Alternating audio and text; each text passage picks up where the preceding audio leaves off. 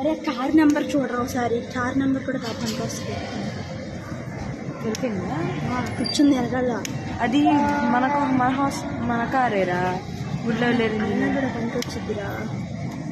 మందర వెనకాల గుడ్లో లేరు engineering college లేదా? హెల్త్ బాగాలేదని తీసుకెళ్తున్నారు. ఎక్కడికి? హెల్త్ బాగాలేకపోతే చేతిలో కవర్ ఏంటంట?